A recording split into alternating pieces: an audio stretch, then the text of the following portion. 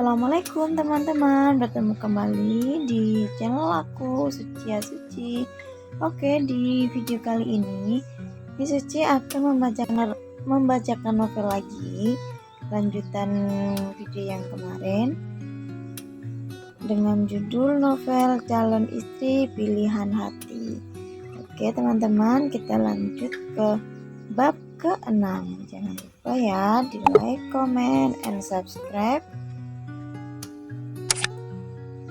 channel aku, semoga semakin berkembang teman-teman. Oke, kita lanjut ya teman-teman.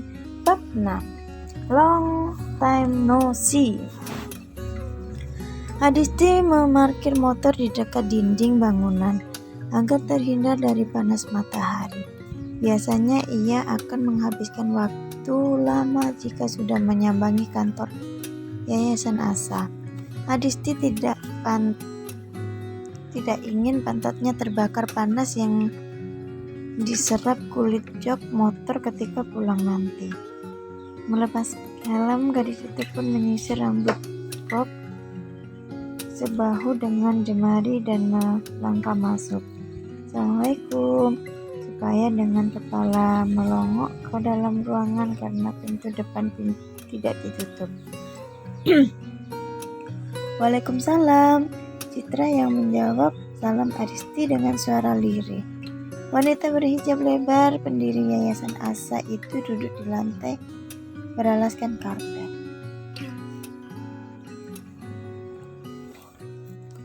Di hadapannya ada Dini, rekan sejawat di yayasan, yang sedang memeluk seorang wanita lain yang menangis terseduh-seduh. Penampilan wanita itu sangat mengenaskan. Dasternya kusut dan basah.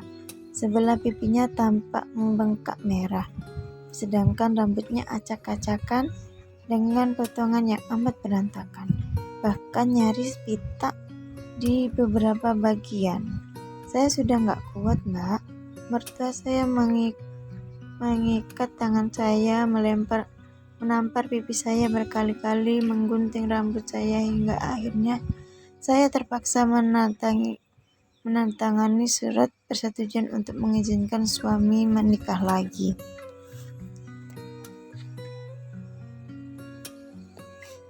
Pilu perempuan itu bercerita. Adisti sontak memantung di tempat. Hatinya terpilu nyeri mendengar penuturan sang wanita asing. Mengapa ada manusia yang tega berbuat sekeji itu? Mbak Ulfa bisa mengugat cerai, saran Citra, yang merupakan seorang sarjana psikolog. Suami nggak mau menceraikan saya, Mbak. Toko yang kami miliki itu warisan dari orang tua saya. Kalau kami bercerai, otomatis toko itu saya ambil lagi. Suami dan mertua nggak mau kehilangan sumber uang.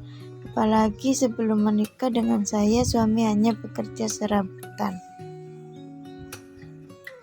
Dasar iblis tamak, Adisti mencaci dalam hati. Tangannya tanpa sadar mengepal saking geramnya. Saya lebih baik hidup sendiri kalau tahu begini, Mbak. Ulfa terisak-isak. Kami akan membantu Mbak untuk memproses secara hukum. Tapi mohon maaf, untuk mengamankan bukti sebaiknya Mbak ikuti kami ke dokter untuk visum, ujar Citra. Din, beri Mbak Ulfa pakaian bersih, biar dia makan dan istirahat dulu, perintahnya pada Dini. Dini lalu memapa Ulfa menuju pintu yang mengarah ke bagian belakang rumah. Adisti tahu di sana ada dapur dan beberapa kamar tidur yang biasa digunakan untuk menampung wanita-wanita yang kurang lebih mengalami musibah yang sama dengan Ulfa. Setelah kedua wanita itu menghilang di balik pintu, Citra mempersilakan Adisti duduk. Ruang depan ini tidak diisi dengan meja kursi, lantai dilapisi karpet lembut, karena di sini seringkali digunakan untuk pelatihan keterampilan. Adisti melepas ranselnya dan duduk lesehan di depan Citra. Mbak, yang tadi itu kenapa, Mbak? Tanyanya ingin tahu. Namanya Mbak Ulfa, kasus KDRT. Penyebabnya sudah 8 tahun menikah tapi belum juga diberi keturunan. Suami dan mertuanya gak sabar, maunya si suami nikah lagi. Mbak Ulfa gak mau dimadu, lebih baik diceraikan tapi malah mendapat kekerasan. Ya Allah, kasihan sekali. Begitulah dis. Padahal kasus infertilitas belum tentu bersumber dari pihak istri. Bisa jadi sperma suami yang gak bagus, tapi masyarakat selalu menimpakan tudingan pada si istri. Ini bukan kasus pertama ya Mbak. Kening Adisti mengarit karena mengingat-ingat. Dulu juga pernah ada kan yang polanya mirip. Gak bisa hamil terus diselingkuhi, dipukuli pula. Iya, bully dia yang dari Banguntapan. Beliau masih dalam proses pemulihan trauma. Adisti mengucap syukur dalam hati karena masih ada orang yang peduli dengan seperti Citra. Bahkan sampai mendirikan yayasan tanpa profit semacam Yayasan Asa.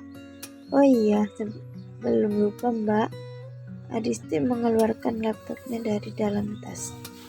Setelah menyala, ia menunjukkan desain kalendermu dan jam dinding dengan ilustrasi buatan yang dipesan Citra. Ada yang kurang, Mbak? Citra meneliti setiap desain dan mengangguk puas kalendermu dan jam dinding itu kelak akan dijual dan keuntungannya akan digunakan untuk membiayai operasional yayasan. Gambarmu memang keren, Dis. Makasih ya. Citra serasa beruntung bisa berkenalan dengan Adisti yang mau melakukan pekerjaan desain tanpa dibayar. Kita ada rencana bikin pelatihan membuat PC book. Emak-emak zaman now pula suka beliin PC book buat anaknya. Lumayan loh, PC book bisa dijual di atas 50.000. Kamu yang ngisi ya, Dis? Boleh aja Mbak, tapi hari Minggu ya. Soalnya mulai minggu depan aku kerja kantoran Mbak. Adisti nyengir. Aku coba didesak ibu suruh cari kerja kantoran. Ibu gak percaya kalau kerjaanku bikin gambar dan ngedesain itu bisa kasih penghasilan yang layak. Diterima di mana? Prim English, kursusan bahasa Inggris yang di Jalan Tamsis itu loh. Mereka buka lowongan konten kreator karena aku lihat syarat-syaratnya sesuai dengan kualifikasiku. Aku coba daftar, terima Mbak. Alhamdulillah, Allah sedang melipat gandakan rezekimu, Dis. Amin. Adisti berdiri di sebelah Reni. Wanita itu memperkenalkannya pada rekan kerja satu tim. Ini Anggun. Reni menunjuk pada perempuan muda berambut keriting yang duduk di meja paling depan. Nah, itu Vera. Vera berpenampilannya nyentrik dengan rambut dicat pirang dan anting-anting bulat besar. Adisti mengangguk sopan pada semuanya. Itu mejamu, Dis. Tunjuk Reni pada meja kerja yang terletak paling belakang. Reni memang yang paling tua di departemen meeting. Karena itu ia leluasa mengambil meretak embel-embel Mbak. Oh iya, Dis. Sebelumnya mulai kerja, kamu diminta menghadap ke ruangan Mr. Giant. Katanya ada pengarahan singkat untuk konten kreator yang baru. Giant? Adisti merasa perlu mengulang. Barangkali ia salah dengar. Sudah 1 tahun lamanya ia tak menyebut nama tersebut. Iya, bos besar. Yuk buruan, sudah ditunggu. Telapak tangan Adisti mendadak terasa lembab. Satu nama yang barusan disebut oleh Reni membuat ingatannya melayang pada memori setahun kemarin. Berciuman di tengah bentangan sawah hijau. Tidak ada banyak pria bernama Giant di dunia. Kecil kemungkinan Giant sang bos besar adalah Giant yang menciumnya di Bali. Adisti berusaha meyakinkan diri sendiri. Hidupnya bukan kisah sinetron yang ujung-ujungnya selalu bertemu dengan orang yang sama. Oke mbak, aku ke sana sekarang. Adisti naik ke lantai 2, menyusuri lorong menuju satu ruangan di ujung. Gadis itu mengusap garis-garis samar pada pensil kit selututnya, memastikan pakaiannya rapi dan sopan. Adisti mengetuk pintu kayu mahoni tebal dengan tulisan Owner AOO EOO. Masuk, suara dari balik pintu memberi perintah. Pelan, Adisti membuka pintu. Ujung heels membuat suara ketukan yang tiba-tiba terdengar terlalu nyaring di telinganya. 2 langkah lalu Adisti berhenti. Permisi Pak, saya Adisti, konten kreator yang baru. Adisti belum pernah merasa segugup ini ketika bertemu seseorang. Telapak tangannya kian dingin. Pria di balik kemeja masih menunduk menatap laptop, membuat Adisti hanya bisa melihat kepala dengan rambut pendek hitam lebat dan sepasang bahu lebar yang kokoh. 3 detik berikutnya Adisti merasa jantungnya berhenti berdetak ketika sang bos besar mengangkat wajah, menatapnya dengan sorot mata tajam, tapi juga hangat. Ternyata hidup Adisti memang sekonyol skenario sinetron.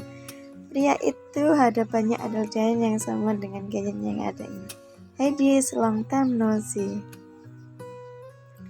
Keterangan EOO Academic Operation Officer, semacam direktur bidang akademis. Wah, tambah seru aja nih teman-teman. Oke, teman-teman, sampai di sini dulu bab ke-6. Jangan lupa di like, di komen, di subscribe, dan di share ke seluruh sosial media yang kalian punya. Tunggu bab selanjutnya ya. Bye bye.